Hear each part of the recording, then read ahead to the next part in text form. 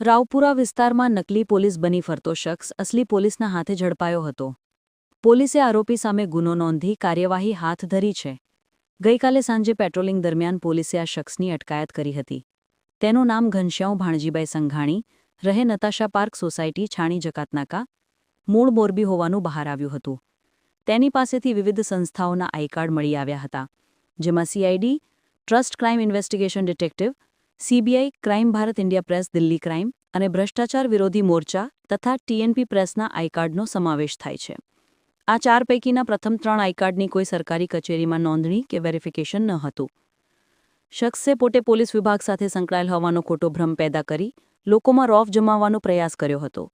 છેલ્લા 10 વર્ષથી વડોદરામાં રહી છૂટક કામ કરે છે. તેની સામે અગાઉ ચેક રિટર્નનો એક કેસ પણ નોંધાયો છે.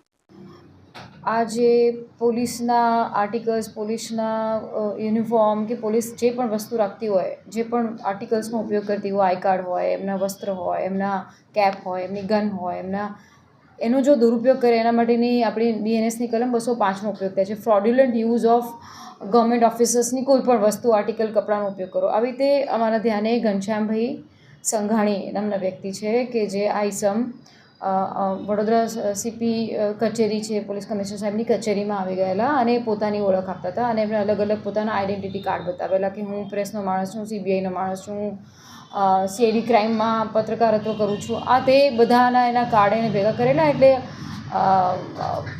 પોલીસ ભવનના ઉચ્ચ અધિકારીઓને પણ શંકા જતા સરના ધ્યાને આવતા અમે એની સઘન પૂછપરછ કરતા ધ્યાને આવ્યું કે આ એક ફ્રોડ વ્યક્તિ છે. એ એના બદ ઇરાદાથી આ બધા આઈ કાર્ડનો ઉપયોગ કરે છે.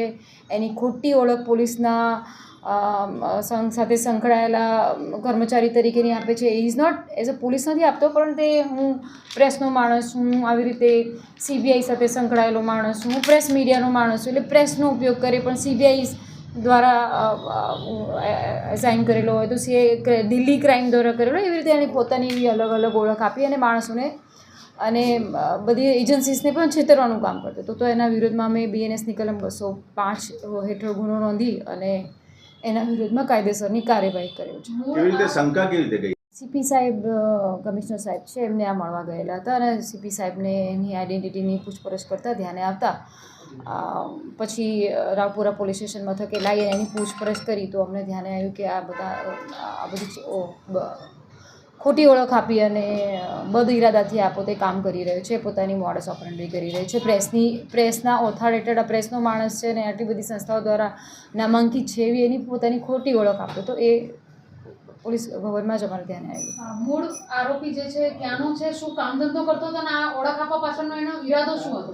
મૂળ એ મોરબીનો લાગે છે અને ઘનશ્યામભાઈ ભાણજીભાઈ સંઘાણી એનું નામ બતાવે છે. એની અલગ અલગ આઈડી અને બધું જોતાં ચેક કરતા એ ઇઝ ફ્રોમ મોરબીથી છે. વડોદરા ક્યારે આવ્યો છે અને અગાઉ કોઈ ગુનાઓમાં એ સંડોવાયેલો છે? એવું અમે આગળ તપાસ કરીશું, ત્યારે ખબર પડશે. એના એક બે વખત નિવેદનો લીધેલા છે. પછી જો એવું કોઈ લાગે કે કોઈ કાંઈ આવી ગેંગ છે તો તેવું કંઈક છે તો then also we will take care.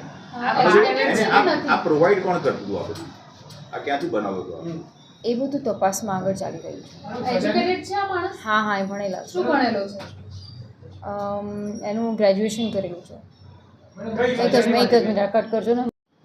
તો મોરબીનો મૂળ વતની મોરબીનો છે, વચ્ચે કટ કરશો. મૂળ વતની આ મોરબીનો છે, 10 વર્ષથી વડોદરામાં રહી રહ્યો છે અને 10મું ધોરણ પાસ છે. આમાં 5,000 રૂપિયા દંડ છે, 3 મહિનાની સખત કેદની સજા પણ છે.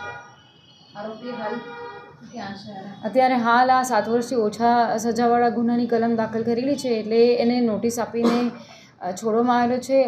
પછી એનું નિવેદન પણ લીધેલું છે. આગળ એવું કોઈ અમને વધારે શંકાસ્પદ કે એવું કોઈ બીજી વસ્તુ પણ ધ્યાને આવશે, કારણ કે એના સોશિયલ મીડિયા પ્રોફાઇલ કોને મળેલો છે એ બધું પણ તપાસ કરી રહ્યા છે. કોઈ ધ્યાને આવશે કે કોઈ એવી મોટી ગેંગ છે અથવા તો કોઈ એવા ફ્રોડ્યુલન્ટ માણસો સાથે સંકળાયેલો છે અને કેવી રીતે આ આઈ કાર્ડ મેળવ્યા છે, કોણ એની સાથે બીજું પણ છે, અમે લોકો એની પણ તપાસ કરીશું. સર, આ કાર્ડના ઉપયોગથી બીજી કોઈ જગ્યા પર એણે દુરુપયોગ કરેલો છે? બીજી કોઈ જગ્યા પર ફ્રોડ કરેલા છે ખરા? એવું અમને ધ્યાને નથી આવેલું, પણ અમે લોકો તપાસ કરી રહ્યા છે. આ બધા જે પણ કાર્ડ એને યુઝ કરેલા છે, પ્રેસના કાર્ડ છે, દિલ્હી ક્રાઇમ છે, ટીએનપી છે, પછી આ સીબીઆઈનું કાર્ડ છે, પછી આ સીઆઈડીનું કાર્ડ છે. તો આ બધા જે કાર્ડ છે આપણે આ જેણે કેવી રીતે ઇસ્યુ કર્યા છે, કોણ ક્યાંથી લાવ્યો છે, એણે ક્યાં ક્યાં ગયેલો છે, અમે લોકો આગળની તપાસમાં જોઈશું. મેડમ આનો ઈરાદો શું હતો?